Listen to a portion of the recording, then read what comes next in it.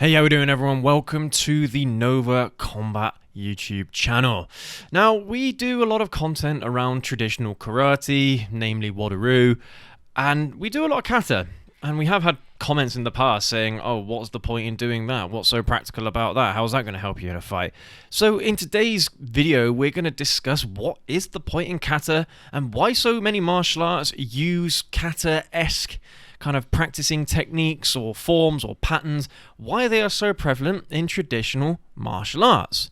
Well, starting off this video, I think the easiest way to describe what kata is it's simply just an old-fashioned form of shadow boxing. It's a traditional form of shadow boxing. So really, if you're going to ask that question, what is the point in kata? Really what you're asking is, what is the point in shadow boxing?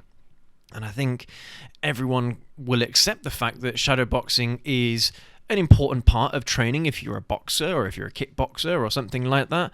And really, the things that it's trying to teach you or the things it's trying to help you with are pretty much the same things. And we will move on to why specifically katas do actually have or do play quite an important role when it comes to training yourself for martial arts or for combat sports or anything like that, or self-defense. They still had their uses, and we'll kind of go on to that in a little bit more detail. But recently in one of our classes, in one of our traditional classes, we actually thought, well, what would a kata look like, a traditional kata look like, if it was done in a more modern style?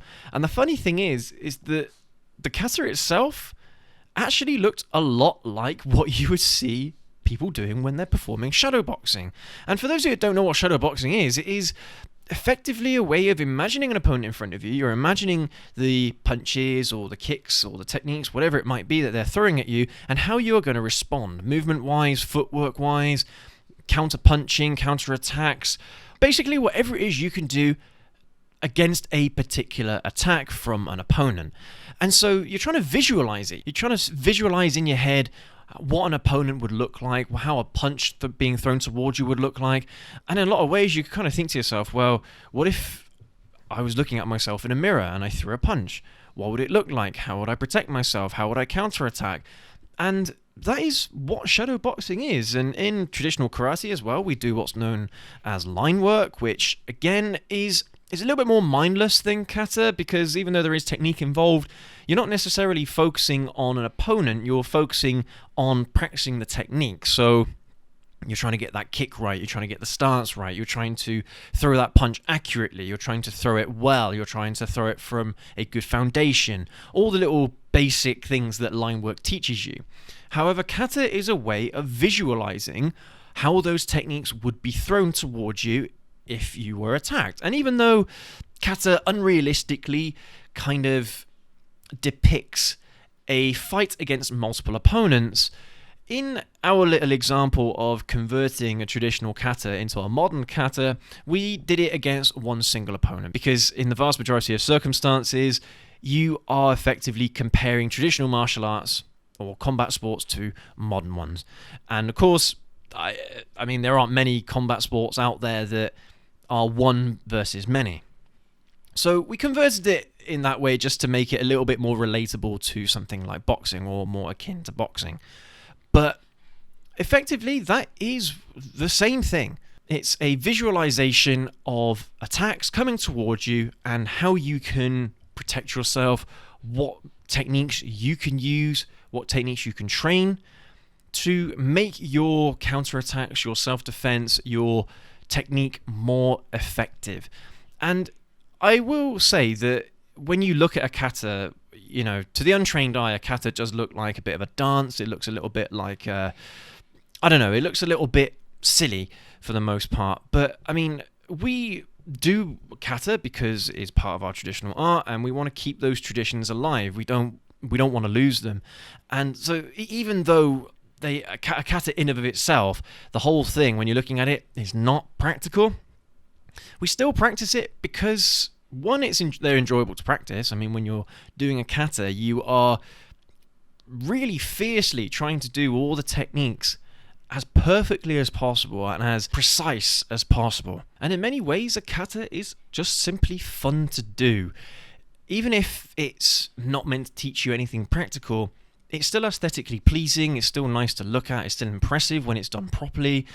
And I mean, one thing that I've always appreciated about Japanese martial arts and karate, whenever they're performing kata of any kind, I mean, there's lots of different styles of karate, but there's one thing they all have in common, and that is the level of intensity that a kata actually has in karate. A lot of them are 100% effort, whereas you do see sometimes in taekwondo, or more infamously in kung fu, where a form or a pattern is done in a very flowy way, and it does look more like a dance.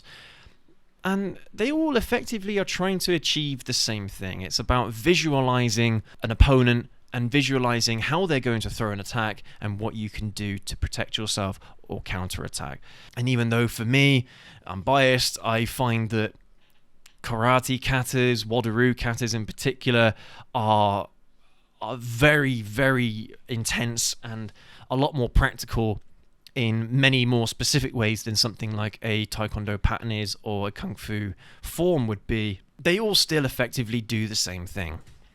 So what can you specifically learn from practicing kata that you can practically apply in combat sports or in self-defense? So the first thing is that when you're performing a kata properly, you should be tensing your entire body. You should be training your body to resist attacks, to condition yourself. It's not about what you throw necessarily. It's about your body's preparedness, your preparation to receive damage, to receive attacks.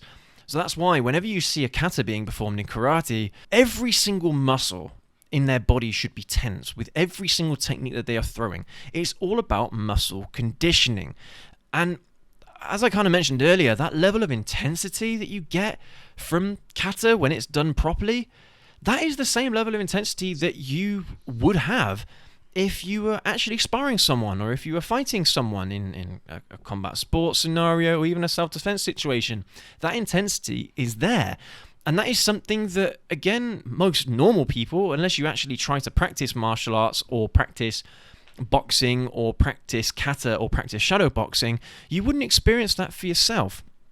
And the thing is as well is that a lot of people, when they're practicing karate, they don't want to do the sparring. And even though, in my opinion, I think sparring is perhaps the most important aspect of any martial arts training, I still understand that a lot of people don't like the contact, and that's perfectly fine. So kata in a lot of ways is the closest thing that one of these people can get to the real art of fighting, actual fighting, how it feels when you're throwing techniques, when you are preparing yourself to take attacks.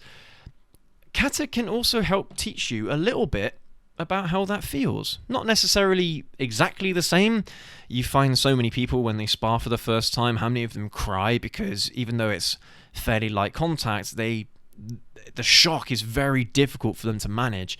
And that's something you can only practice. That's something you can only learn or condition yourself for in actual sparring, which in a lot of ways, that's why sparring for me is really important. And we encourage all of our students to do sparring. We do sparring every week. And so when you're able to get the benefit of kata alongside something like sparring, you're able to combine the two arts together, and everything like clicks. It falls into place a little bit more. You start to understand why techniques are done, why the intensity is there.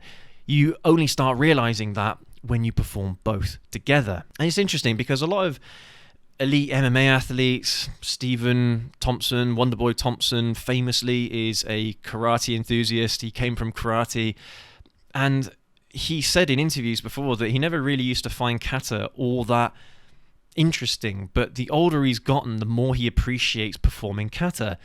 And I think that's quite telling from someone who is a professional MMA athlete, quite a successful one at that, how kata is actually important to their training. So something else that kata can teach you specifically is working on your core, working on your foundational strength, your core strength. Because, I mean, when you see a boxer throwing a huge hook punch or a huge uppercut, you'll find they're not just using their arms or their shoulders. They're using all of their torso, they're using their legs. They're trying to generate as much power as possible. And in a lot of cases, That is what kata is designed to do as well. It's designed to teach you how you can generate as much force as possible going through that punch or kick. So it does try as best as it can to teach you how to put your feet in a good placement to throw heavy punches, to throw fast punches, to throw heavy kicks, to throw fast kicks. And even though the stances in karate, a lot of them are very exaggerated, when you look at them closely, you can actually see a lot of resemblance from the stances that you would see in a karate kata to a stance that would be used in kickboxing or in boxing in slow motion. In effect, a kata a lot of the time is like picture stills of a fight. And so when you take picture stills of a boxing match, of a kickboxing match, there's a lot of comparisons you can make between footwork, between arm placement, between head movement.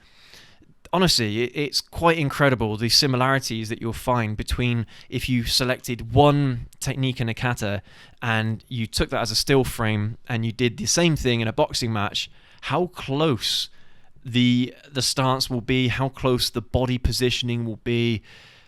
It's absolutely fascinating and not practical, but it will still train your muscles to get yourself in proper positioning before you throw attacks. The worst thing you can do is throw anything, any punch, any kick, and you throw it from an imbalanced position. You throw it from a panic or something like that. It will never end well. It will never be as fast as you want it to be. It will never be as strong as you want it to be, and it just won't work as well as if you planted yourself properly and prepared your body before you actually throw a punch. And a lot of this comes second nature to people who have trained in martial arts or kickboxing, boxing for years, decades even. All that stuff tends to come naturally. Whenever you're hitting a punch bag, you can tell the people who have been training a long time compared to people who haven't. The people who've been training for a long time are faster, they can throw techniques harder, and their footwork is going to be significantly better than someone who hasn't trained in martial arts for a very long time. And a lot of them, for the most part, have practiced kata and traditional karate, and they still are able to throw really hard punches and really hard kicks. No, definitely not at the elite level, but certainly, if you're attacking one of my students, man, you better be prepared for some fierce resistance. They'll hurt you. If you're not careful, they will hurt you. And to be honest with you, that is what it's all about. It's understanding how certain things can be done better.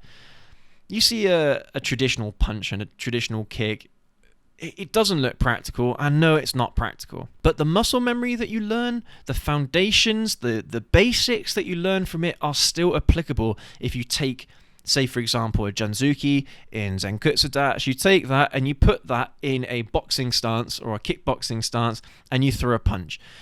A lot of the movement of the punch is very similar. Apart from in traditional karate, of course, the punch is coming from the hip. Well, in boxing, it's coming more from the shoulder. But still, the movement, the motor function is very, very similar, especially when it comes to clenching your fists, when it comes to strengthening your arms for the impact, because punches, if you don't throw them right, can really hurt. So yeah, there's lots of similarities that you can find between a traditional martial art and a more modern one. And I do count boxing as a martial art. Combat sport can be used interchangeably, but so can martial arts, in my opinion. And boxing is a form of martial art. It's just a Western martial art. And the similarities, you will find similarities and patterns between the two, even though they might look significantly different in practical application. And remember as well, whenever you see a karate tournament, a full contact karate tournament, they never look like how they're performing a kata when they're actually fighting, because that is not what kata is supposed to do. It doesn't show you exactly how to fight. It's meant to make you think about it, make you think critically about what you can do against an opponent if they threw a particular attack, if they did a particular movement. And these are all things that you can take away from kata, despite the fact that you wouldn't actually use any of that specifically in a combat sport scenario or a self-defense scenario. But the training is still there, and the benefits of that training you will feel. If you practice kata for long enough, you'll start understanding what I mean. So anyway, everyone, I hope that that's kind of shed a little bit of light on why kata is important, despite the fact that when you look at it from the offset, it doesn't look that practical, and you kind of think to yourself, well, what's the point in practicing this? Well, hopefully today I've explained a little bit why that is the case. There's a lot to learn from Kata aside from practical elements, things like memory as well. It helps with your memory, helps with your muscle memory, it helps with your conditioning. It helps with an awful lot more than what I've mentioned in today's video.